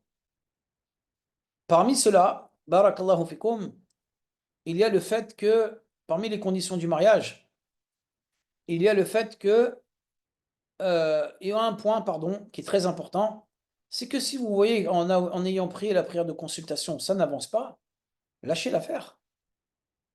Il y a des sœurs, elles lâchent pas l'affaire. Il y a des frères, ils lâchent pas l'affaire. Lâchez l'affaire. Vous ne savez pas qu'est-ce qui est bien pour vous. Si Allah subhanahu wa ta'ala ne vous facilite pas le mariage avec cette personne-là, homme ou femme, même s'il est pieux, c'est que Allah subhanahu wa ta'ala, il sait qu'il n'y aura pas un bien derrière. Patientez. Et peut-être qu'Allah il va vous ramener mieux. Ou peut-être qu'Allah il va vous marier avec cette personne-là dans 1 an, ou dans 6 mois, ou dans 3 mois. Et là, c'était le bon moment. Mais au bout d'un moment, quand vous voyez que vous faites la prière de consultation, et ça n'avance pas, ça n'avance pas, ça n'avance pas, on arrête. Alhamdulillah. Est-ce que c'est clair, s'il vous plaît? Barakallahu fikum. Maintenant, la quatrième condition du mariage, c'est ash-shuhud, le témoin. Au niveau du témoin, le hadith il dit wa shahiday adl, pas de mariage sans tuteur et 2 témoins. Quelles sont les caractéristiques des 2 témoins? Premièrement, les 2 témoins doivent être des hommes. On note 2 hommes. Deuxièmement, parmi les caractéristiques de ceux qui se nomment les 2 témoins, ils doivent être musulmans. Troisièmement, dignes de confiance. Pourquoi? Quel est le but des témoins? Tout à l'heure, on a dit le tuteur, c'est de préserver les droits de la sœur. Et bien là, les témoins sont là pour être présents et témoigner et de préserver les droits du couple. Les droits du couple. Exemple. Souvent, la sœur, elle va dire, après le mariage, c'est un exemple, elle va dire, ouais, moi, j'ai mis en condition que tu ne prennes pas de deuxième femme. Que tu ne prennes pas de deuxième femme. Lui va dire, non, on ne l'a jamais dit. Ah ouais, attends. Alors la sœur, elle va venir, elle va ramener le papier qui a été signé avec les témoins et tout. Admettons qu'il n'y ait pas de papier. Attends, j'appelle mon père. Salam alaikum, Abi, papa. Euh, Quelles étaient les conditions pendant le mariage? Quelles étaient les conditions du mariage pendant le mariage? Ben, je ne me rappelle plus. Mais attends, on va appeler les témoins. Et les témoins, ils vont parler. Alors, salam alaikum. Les conditions, c'était que la sœur, elle doit faire ça, elle doit faire ça, elle doit faire ça. Le frère, il doit faire ça, faire ça, faire ça. Mais aussi que la sœur avait mis en condition que le frère n'a pas le droit de prendre une deuxième femme. N'a pas le droit de prendre une deuxième femme. Et donc, c'est ça le but. C'est de respecter le contrat de mariage. Et que les conditions, qu'Allah vous récompense et vous préserve, sont présentes pour pouvoir stabiliser le couple et de pouvoir respecter justement ce que l'autre veut. Un frère qui veut prendre une deuxième femme, une sœur qui ne veut pas. À quoi bon vouloir accepter cela ou refuser cela si vous savez que l'autre va le faire quand même? Il n'y a pas d'intérêt. Et donc, par rapport à ce point, il est très important qu'Allah vous récompense et vous préserve, que les témoins soient au courant. Maintenant, il y a 2 choses. La première chose, c'est que lorsque vous vous mariez, écrivez le contrat. un contrat qui sera signé par le tuteur, le marié, le tuteur qui représente la femme, deuxièmement par le marié, et troisièmement par les témoins. Et troisièmement par les témoins. Deuxièmement, par rapport à ce point-là, qu'Allah vous récompense et vous préserve, c'est qu'il est très important que lorsque deux personnes souhaitent se marier, ils respectent les conditions de l'autre. Mais par rapport à ce point, il est essentiel donc d'écrire le contrat. Ce n'est pas une obligation, mais il est très important de le faire. Deuxièmement, que les témoins ne fassent pas partie de la famille du marié ou de la mariée. Que les témoins ne fassent pas partie de la mariée ou bien du marié, parce que ça peut engendrer beaucoup de problèmes. Si c'est le frère du marié, s'il ne craint pas Allah, est-ce qu'il ne va pas aller dans le sens de son frère? La réponse est oui. Et pareillement pour le frère de la sœur, etc., etc. Maintenant, il est essentiel qu'Allah vous récompense et vous préserve lorsque vous vous mariez, d'annoncer quelles sont les conditions dans le mariage dont on va parler après. C'est-à-dire que, barakallahu fikum, juste une parenthèse, ce qu'on est en train de voir aujourd'hui, normalement on le voit, on le voit pendant peut-être 2-3 mois. C'est normal qu'il y ait des questions auxquelles on ne peut pas vous répondre, et c'est normal qu'il y a des sujets sur lesquels on ne peut pas s'étendre, et c'est tout à fait normal que des sujets, on n'en parle pas. D'accord? Qu'il y ait des sujets dont on ne va pas parler. Ce qu'on vous demande, c'est de rester concentré par rapport à ce qu'on est en train de vous dire. Inch'Allah ta'ala, qu'Allah vous récompense et vous préserve dans le but que vous compreniez cela et que vous ayez des bases. Nous, on est en train de vous parler des choses les plus importantes. Il y a d'autres choses qui sont très importantes, mais on n'a pas le temps d'en parler. Donc restez concentrés, s'il vous plaît. Qu'Allah vous récompense et vous préserve, et pardonnez-moi par rapport à cela. Mais il est essentiel de comprendre que les témoins ne doivent pas faire partie de la famille et que le contrat, vous l'écrivez, salam alaikum, bismillahirrahmanirrahim, telle personne s'est mariée avec telle personne, les témoins étaient un tel et un tel, les conditions du mariage sont citées. Les conditions du mariage, c'est quoi? C'est le fait qu'Allah vous récompense et vous préserve, que la sœur, par exemple, elle vient, elle dit, moi, je ne veux pas que mon mari prenne une deuxième femme. Ça, c'est des conditions dans le mariage. Et donc, par rapport à ce point-là, qu'Allah vous récompense et vous préserve, on peut observer, on peut observer que des fois, malheureusement, ces conditions-là ne vont pas être citées. Et ça, c'est une grave erreur. Pourquoi? Un jour, un jour, un ami m'a demandé afin de marier un couple, donc sa belle-sœur, avec un frère. Lorsque je suis allé là-bas, ils ont commencé à discuter, etc., etc. Et au bout d'un moment, on a commencé à faire le mariage. Donc il y avait deux témoins. Oui, mais il y avait plein de témoins. Mais il y en avait deux à la base. Lorsque j'ai posé une question, qui est le père? Qui est le tuteur? On m'a dit, c'est le monsieur là-bas, et c'est le père. Il prie, les musulmans, alhamdoulilah. J'ai posé une autre question. J'ai posé une autre question. Quelles sont les conditions dans le mariage? Les conditions dans le mariage sont des conditions qui sont établies par l'homme ou la femme, ou le tuteur. Le père, par exemple. La femme, elle va dire, je ne veux pas que mon mari prenne de deuxième femme. L'homme, il va dire, je ne veux pas que ma femme travaille. Je veux que ma femme mette le niqab ou le sitar, etc., etc. La sœur, elle va dire, je veux finir mes études. Le mari va dire, je ne veux pas que tu finisses tes études. La femme, elle va dire, je vais encore rester auprès de ma mère 1 an, etc., etc. D'accord? Mohim, c'est des conditions. Tant qu'elles sont licites, il n'y a pas de mal. Donc moi, j'ai posé la question au marié. J'ai dit, excusez-moi, monsieur, barakallahu fik, est-ce qu'il y a des conditions dans le mariage? Il m'a dit non, il n'y a pas. J'ai dit d'accord, il n'y a pas de conditions, t'es sûr? Il n'y a pas de conditions. Il me dit ouais, ouais, il n'y a pas de conditions. D'accord. Je demande à mon ami. Je dis, excuse-moi, tu peux s'il te plaît demander s'il y a des conditions dans le mariage ou non? Il me dit, ok, je demande. Ok, je demande. Il demande qu'Allah vous récompense et vous préserve à sa femme et sa femme demande à sa sœur, qui était la mariée. Donc moi, j'attends. Lorsque j'attends, mon ami il me dit, ah, il y a une condition. C'est comment on dit flûte? Zut. Et je dis rien, je parle pas. Jusqu'à que je dis, c'est quoi la condition? Il me dit, la sœur, elle a demandé à ce que le frère ne prenne pas de deuxième femme. Alors je regarde le frère et je dis, est-ce qu'il y a une condition? Il baisse la tête. Et je lui dis, est-ce qu'il y a une condition? Il baisse la tête. Et je lui dis, imagine-toi que moi, je n'avais pas vérifié ce que tu as dit. Tu te serais marié, tu aurais pris une deuxième femme. Est-ce que tu n'aurais pas été injuste envers elle? Le but des conditions dans le mariage, c'est de préserver ses droits. À partir du moment où l'homme il accepte cela, il se doit d'assumer cela. À partir du moment où la femme elle accepte cela, elle se doit d'assumer cela. C'est qui m'a dit non, mais j'ai dit ça comme ça, ou je pense. J'écoute, je vais te reposer une dernière fois la question. Est-ce qu'il y a des conditions dans le mariage? Sinon, je pars tout de suite. Jusqu'à qu'à la fin, il m'a dit, écoute, c'est vrai, la condition, c'est que je ne prenne pas de deuxième femme. Alhamdoulilah, on a fait le mariage et on est parti.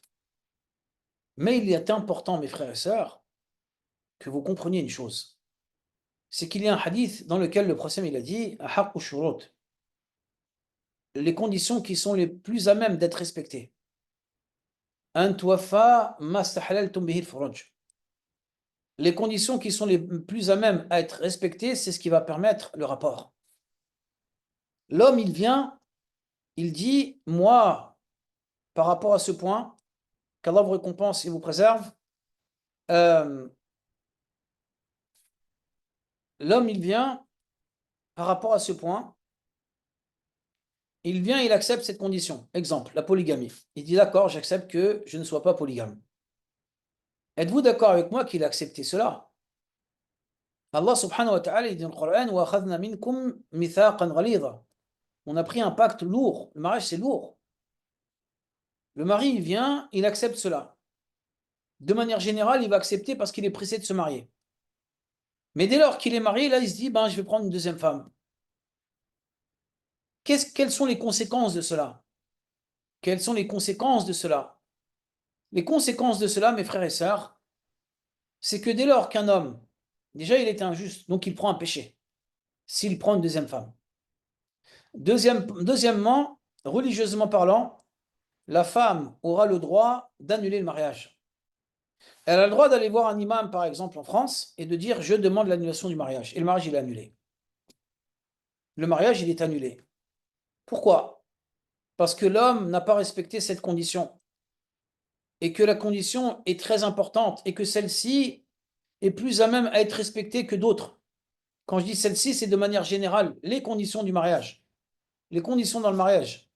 Il vient, il dit, écoute, la condition, c'est que tu ne vives plus chez tes parents.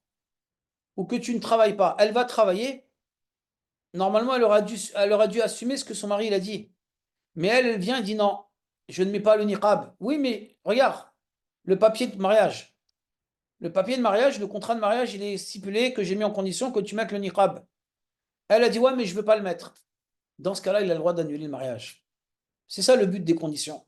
C'est de vous protéger, mes frères, et de vous protéger, mes sœurs. Et de ne pas vouloir se marier comme ça. Non, mais il a dit qu'on allait en parler après le mariage. Non, on en parle tout de suite. Non, mais elle a dit qu'on allait en parler du niqab après le mariage. Non, on en parle tout de suite parce que ça peut provoquer beaucoup de problèmes. La sœur, elle veut finir ses études. Toi, tu n'es pas dans l'optique qu'elle finisse ses études. Parle-lui, n'aie pas peur. Des femmes, il y en a plein. Des hommes, il y en a plein. Et tu lui dis, écoute, moi, je ne veux pas que tu termines tes études. Elle vient, dit, moi, je veux terminer mes études. Il y a un problème. Et comment régler ce problème-là? C'est très simple. Tu ne te maries pas avec elle et tu ne te maries pas avec lui. Maintenant, s'il y en a un qui veut faire une concession par rapport à ça, bon, vas-y, tu finis tes études. Bon, vas-y, je ne finis pas mes études. Il devra assumer après le mariage. Assumer son accord. Tout comme elle doit assumer son accord par rapport à la condition qu'il a établie, et il devra assumer aussi. Et c'est ça où il y a un problème. Salam alaikum, imam, je vous pose une question. Oui. Mon mari il a pris une deuxième femme. J'avais posé comme condition cela. Vous êtes sûr? Oui. Mais lui, il dit non. Il est où le problème? Les témoins, ils disent quoi? Les témoins, ils savent plus. Pourquoi vous n'avez pas écrit? Je sais pas. J'ai un doute. Ceci. On en a parlé, mais c'était vague. Pourquoi vous ne faites pas les choses clairement? Je ne veux pas que tu prennes une deuxième femme. Tu es d'accord? Oui. Tu n'es pas d'accord? Non. Si tu n'es pas d'accord, bon, j'accepte. On se marie. Dans ce cas-là, la sœur devra assumer. Le frère, il est d'accord. Dans ce cas-là, le mari devra assumer. Et c'est ça l'islam. On assume ce que l'on dit, on assume ce que l'on fait, afin d'obtenir l'agrément d'Allah subhanahu wa ta'ala. Maintenant, sur cette condition, il est vrai qu'il y a une divergence. Il est vrai qu'il y a une divergence. Bon, comme on a dit tout à l'heure, on ne rentre pas dans les divergences car ça va prendre trop de temps. Est-ce clair par rapport à ce point? Qu'Allah vous récompense et vous préserve. Oui, le tuteur, il peut mettre une condition ou des conditions. Et donc, par rapport à ça, quel est le but des conditions dans le mariage? C'est de protéger son mariage. C'est tout. C'est de protéger son mariage. Je mets en condition que mon mari me donne telle somme tous les mois. Je mets en condition que mon épouse ne travaille pas. Je mets en condition que mon épouse porte le niqab. Je mets en condition que mon époux, par exemple, s'occupe de mes enfants. À la base, un homme et une femme qui se marient. La femme a des enfants. C'est un exemple. La femme a des enfants. Lorsqu'il se marie avec cette sœur, elle vient, elle dit, écoute, moi, me concernant, c'est moi qui subviens aux besoins de mes enfants. Le père de mes enfants, il est décédé. Ou le père de mes enfants, il ne s'occupe pas de mes enfants. C'est moi qui subviens à leurs besoins. Toi, tu veux que je travaille pas. Je te mets en condition que tu puisses t'occuper financièrement de mes enfants. Est-ce qu'elle a le droit? Alhamdulillah, elle a le droit. Le mari, il a accepté. Il a dit d'accord. Lorsqu'ils se sont mariés, lorsqu'ils se sont mariés, le mari ne respecte pas cette condition. C'est-à-dire que il vient, il ne s'occupe pas financièrement des enfants. Qu'a-t-elle le droit de faire? Elle a le droit d'annuler le mariage. Elle a le droit d'annuler le mariage. C'est pas un divorce, c'est une annulation de mariage. C'est pire encore. Est-ce que vous avez compris? Parce que l'annulation de mariage, elle n'a pas besoin de son autorisation. Mais pour ça, elle va voir un imam pour demander conseil et qu'il puisse l'orienter. Bi'idhnillahi subhanahu wa ta'ala. Est-ce que c'est bon, s'il vous plaît? C'est clair? Alhamdulillah. Et donc, les conditions dans le mariage sont de trois types. Il y a premièrement les conditions dans le mariage qui sont permises. C'est celles qu'on vous a expliquées. Je ne veux pas vivre en France, je ne veux pas faire ceci, je ne veux pas faire cela. L'homme ou la femme. Deuxièmement, il y a des conditions qui sont interdites, mais qui n'annulent pas le mariage. Ça veut dire que le mariage, il sera quand même permis. Que le mariage sera quand même valide, pardonnez-moi. Exemple, je me marie avec toi, mais on n'a pas de rapport. Je me marie avec toi, mais on n'a pas d'enfant.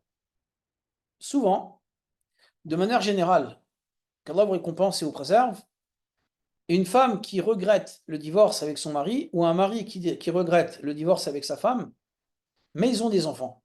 Et ils se disent, on va mettre en avant les intérêts des enfants. D'accord? Lorsqu'il a ou elle a dit ça, l'homme il vient et dit, mais viens, on se remarie pour le bien des enfants.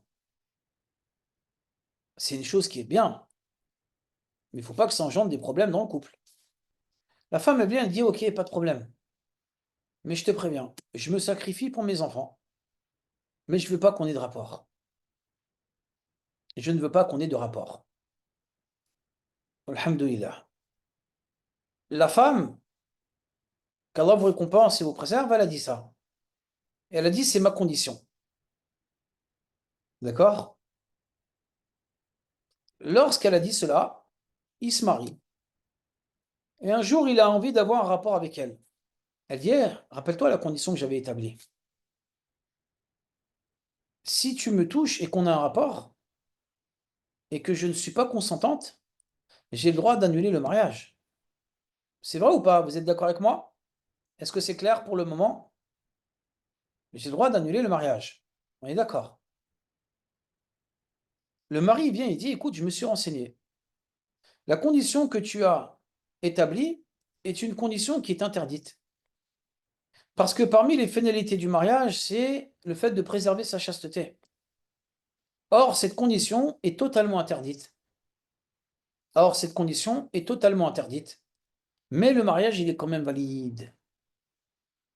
Le frère, il vient et dit, je ne veux pas d'enfant. Le frère, il vient et dit, je ne veux pas d'enfant. La sœur a dit, eh, moi, je veux un enfant. Attends, attends, calme-toi. Tu te rappelles quand on avait parlé de mariage? J'avais établi le fait que je ne veuille pas d'enfant. Regarde le papier, il est là, le contrat de mariage. C'est vrai, mais je me suis renseigné. Et parmi les finalités du mariage, il y a ad-dawam ou al-awlad. Le fait que ce soit un mariage qui soit continu. Et deuxièmement, le fait d'avoir des enfants. Tu ne veux pas d'enfants, ça va à l'encontre d'une des finalités religieuses liées au mariage. Dans ce cas-là, barakallahu fik, cette condition, elle n'est pas acceptable. Mais le mariage, il est valide.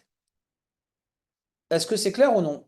Cette condition n'est pas permis, que ce soit le fait de dire qu'on n'aura pas de rapport, ou bien le fait de dire que on n'aura pas d'enfant. C'est totalement interdit. Par contre, le mariage, il est quand même valide.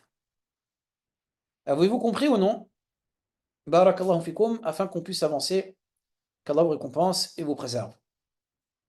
Troisième type de condition, c'est que l'homme, il vient et il dit, et on ne va pas tout citer, il vient et il dit, qu'Allah vous récompense et vous préserve, c'est quoi, on se marie, mais on va se marier 4 mois. Qui fait ça? Qui a l'habitude de faire cela? Qu'Allah nous en préserve. Les chiites. Et en arabe, ça se nomme al-mut'a. À la base, le mut'a, il était permis. À la base, le mut'a était permis, le mariage temporaire. Parce que les sahaba voyageaient, étaient en expédition. Mais dès lors que le prophète il a interdit cela, les sahaba, ils ont arrêté.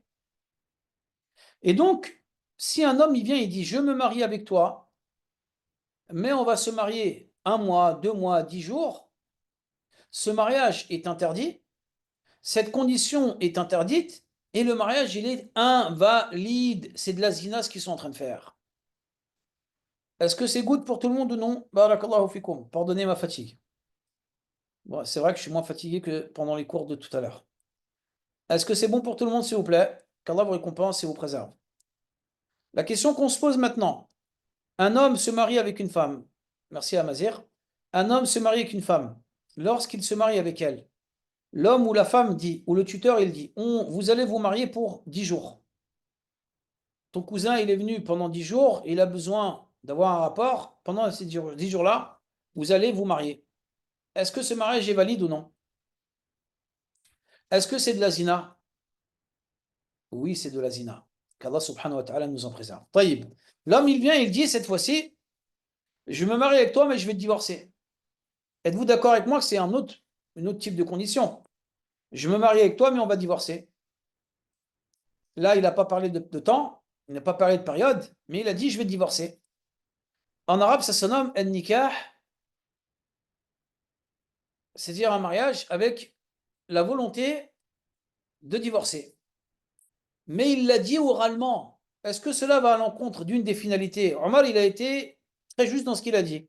Ça va à l'encontre d'une des finalités du mariage qui est la continuité jusqu'à la mort. Donc le mariage n'est pas valide. Et c'est de la zina. Est-ce que c'est bon pour tout le monde? Barakallahu fikum.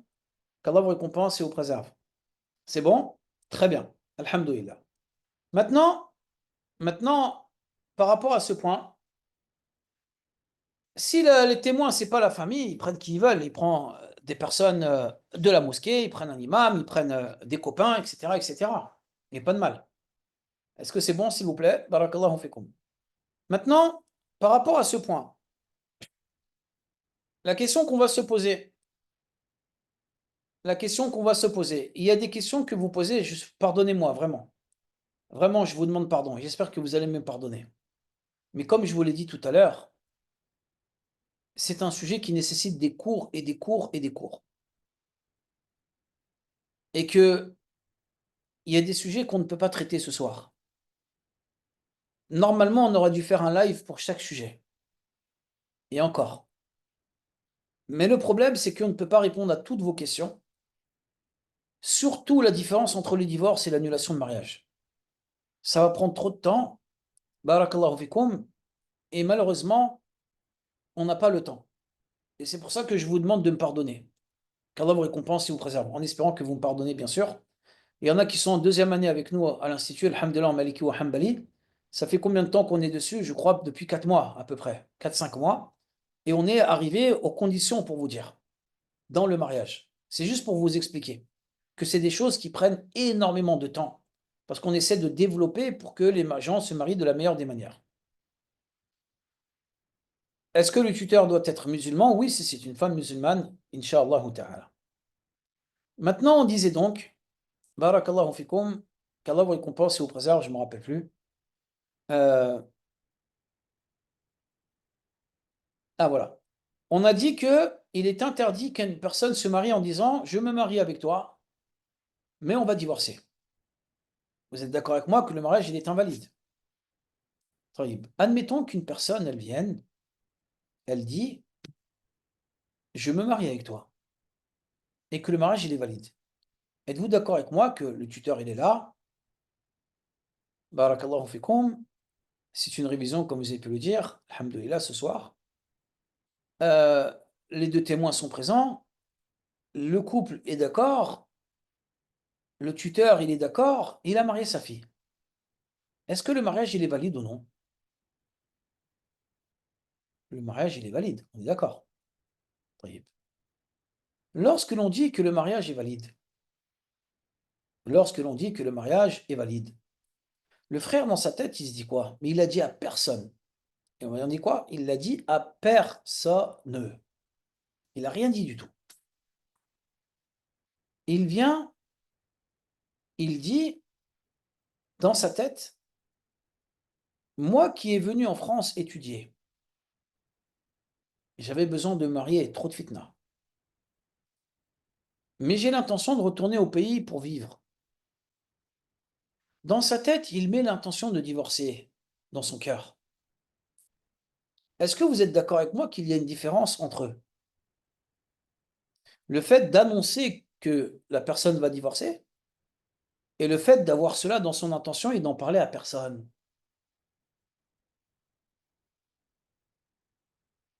Vous êtes d'accord avec moi? Celui qui annonce cela à personne,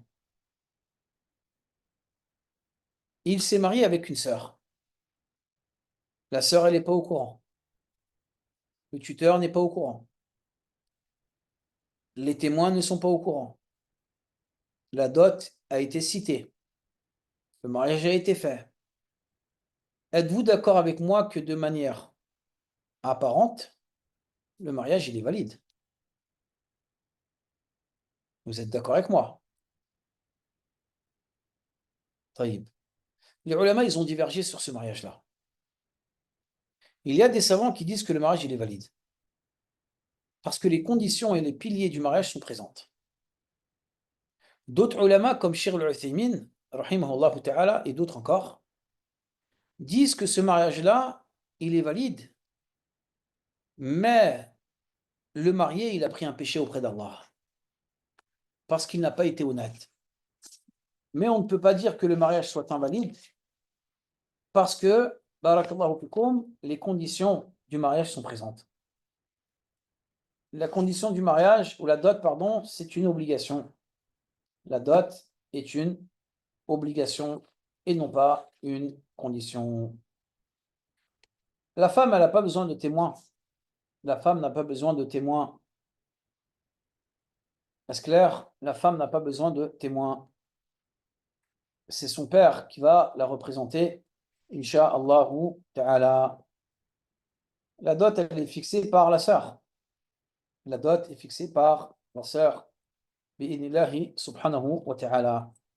Est-ce que c'est bon pour tout le monde? Qu'Allah vous récompense et vous préserve. Ce serait bien de faire des lives questions-réponses, c'est ça? Des lives questions-réponses, ça va prendre beaucoup de temps, hein? Barakallahu fikum.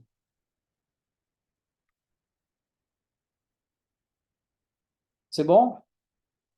Donc, parmi les savants qui disent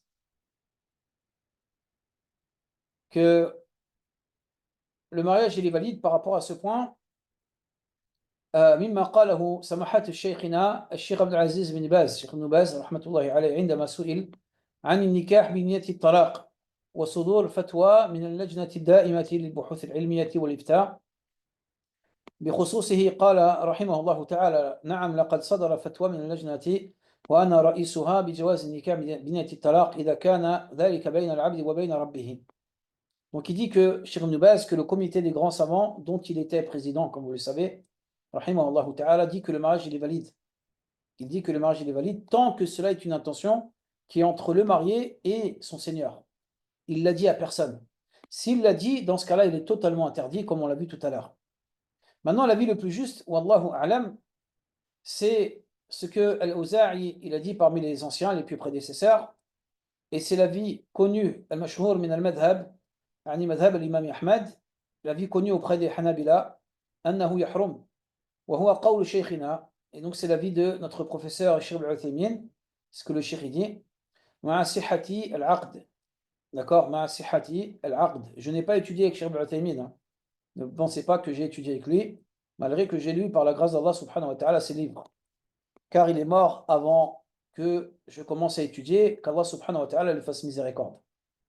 مع صحة العقد. Et donc Cheikh Al-Uthaymin, dans un livre qui se nomme Al-Sharh al-Mumti', volume 12, page 186, dit que le mariage il est valide, mais que le marié a pris un péché. Est-ce que c'est clair? Qu'Allah vous récompense et vous préserve. Barakallahu fikum. Inch'Allah ta'ala. Taïb. Il est quelle heure en France là? Il est quelle heure en France? 23h38. Est-ce que vous me permettez de faire le misyar lorsqu'on va faire le choix de l'époux? Parce que là où je suis, il est très tard, croyez-moi. Je ne pensais pas que ça allait être trop long. Enfin, si je savais, pardonnez-moi. Ala kulli hal. Non, ça va être long. Le misyar, ça va être très long, croyez-moi. Est-ce que tout est clair ou non? C'est la première chose qu'on se pose comme question. Est-ce que tout est clair? En espérant que vous ayez pu profiter ou réviser de ce cours-là, Inch'Allah ta'ala. Deuxièmement, donc en deuxième année, par la grâce d'Allah subhanahu wa ta'ala, on développe énormément ce sujet-là et on lit un petit peu les thèses de doctorat qu'on a eues avec Cheikh Al-Uthaymi qui était notre mushrif, notre responsable de thèse, alhamdoulilah, qui a été validé. Par la grâce d'Allah subhanahu wa ta'ala, des fois on lit certains passages de la thèse qu'on a eue et on a fait par la grâce d'Allah subhanahu wa ta'ala. Est-ce que vous avez des livres que vous conseillez dans le mariage? Étudiez, sincèrement étudiez. Et au niveau de l'Institut, alhamdoulilah, en deuxième année, on développe énormément ce point-là. Et les élèves font des résumés qui permettraient d'avoir des bases par rapport à cela, insha'Allahu ta'ala. Et donc le misyar, on va le voir. C'est quand que le cours avec... quand est-ce que sera le cours, barakallahu fikum, sur le sujet de... comment ça s'appelle? Le choix de l'époux ou de l'épouse, s'il vous plaît. Mais vous n'avez pas dit le 24?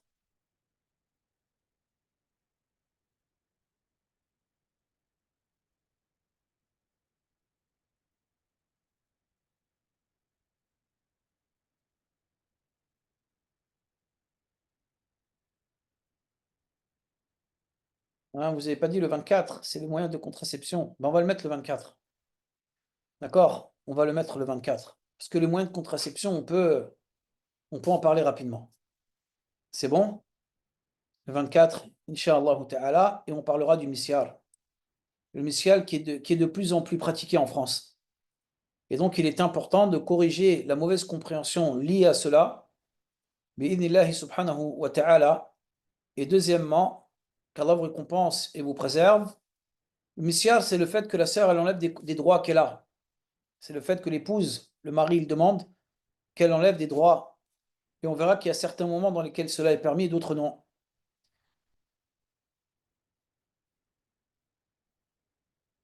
Est-ce que c'est clair?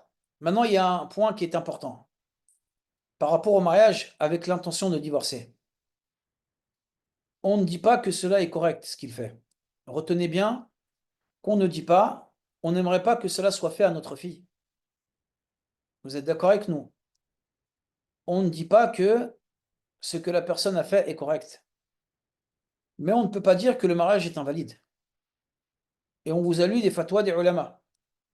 Vous êtes d'accord avec nous? Maintenant, une personne, elle vient, elle se marie. Est-ce qu'on va dire à la sœur, ton mariage, il est invalide? On ne peut pas dire ça à la sœur. Le frère, on ne peut pas lui dire ça. Pourquoi? Cheikh al-Uthaymin, il a dit quoi aussi? Ou il y a des ulama, pardon, qui ont dit quoi? Ils ont dit peut-être que son intention va changer. Peut-être qu'il va tomber amoureux d'elle. Et il y en a plein à qui cela est arrivé. Maintenant, mes frères, si vous me permettez, on vous déconseille de faire ce type de choses. C'est pour ça que Cheikh al-Uthaymin, il a dit wa ya'tham. Il prend un péché. Malgré que le mariage soit valide, la personne prend un péché par rapport à ça.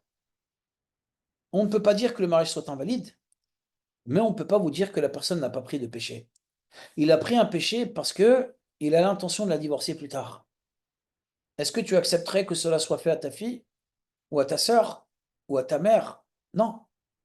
Donc ne fais pas cela. Mais on ne peut pas, nous, en tant que musulmans, arriver et dire oui, ton mariage il est invalide. Parce que toutes les conditions et tous les piliers sont réunis.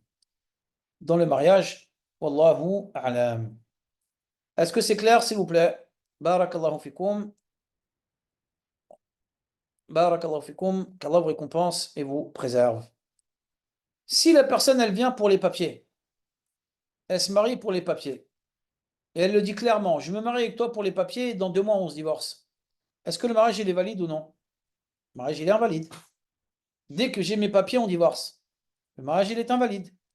Est-ce que vous avez compris maintenant comment les savants ils donnent des jugements religieux? C'est avec des bases. Et c'est ce qu'on fait à l'Institut.